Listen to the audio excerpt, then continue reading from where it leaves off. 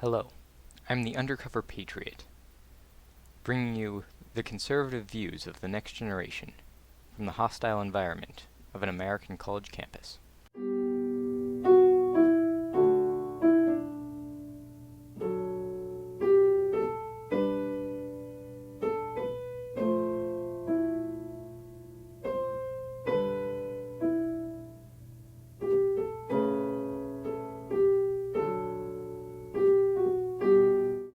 As the title suggests, today I plan on defending the two-party system.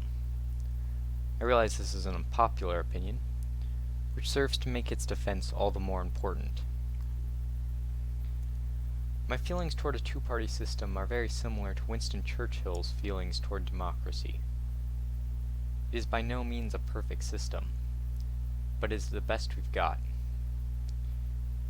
It seems fitting to start by addressing the two most common arguments against a two-party system.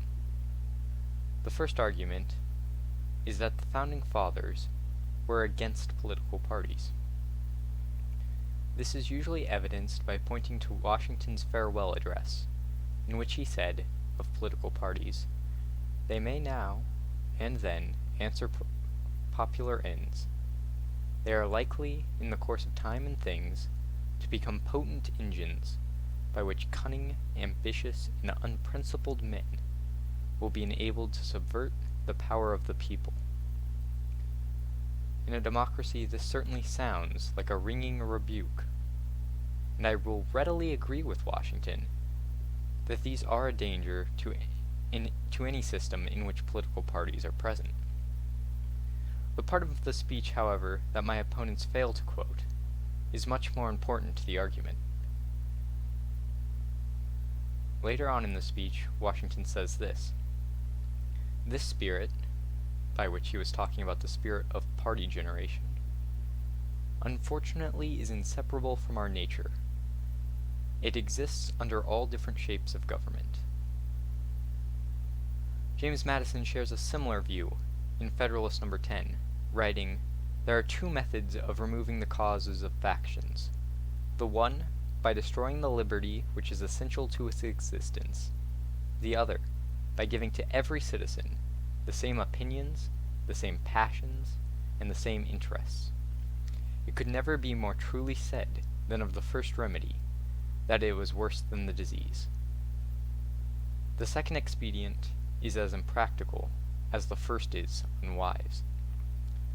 From these two quotes, it seems clear that the founders carried no love of parties in their hearts, but they realized that they were an inevitable part of a free society, and the best that we could hope for was to minimize their effects. This, at the very least, does not rule out a two-party system.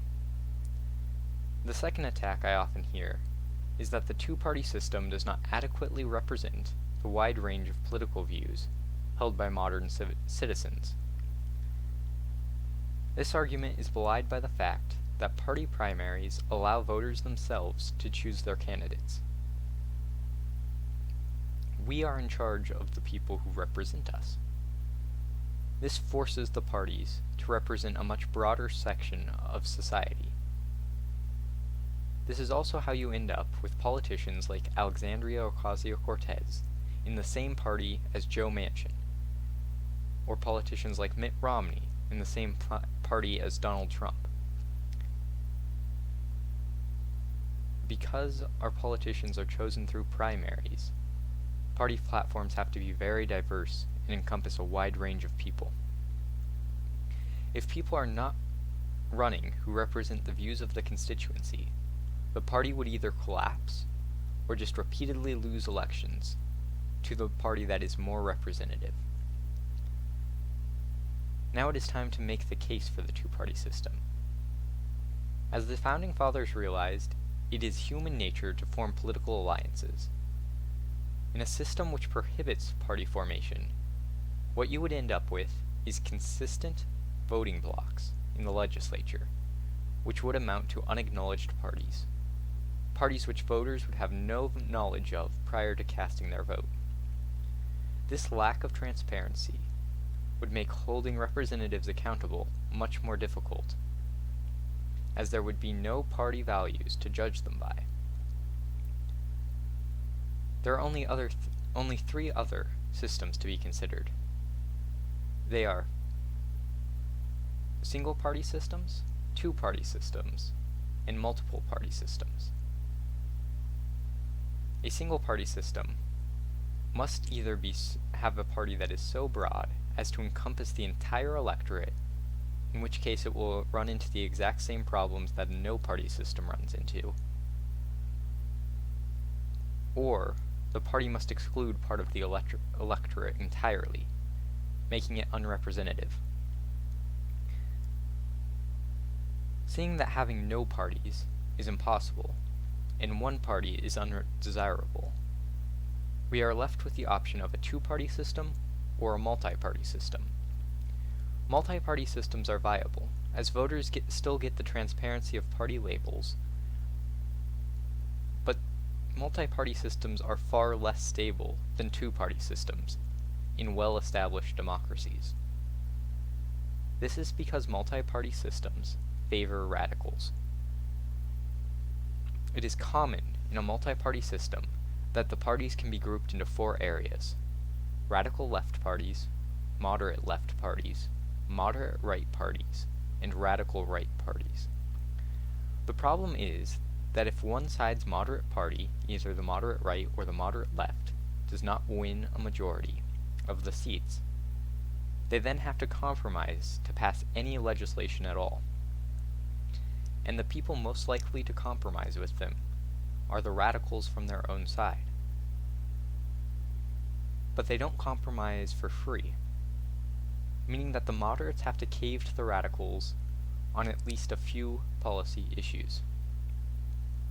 Over time, this produces more radical policy and allows radical parties to gain steam in the electorate.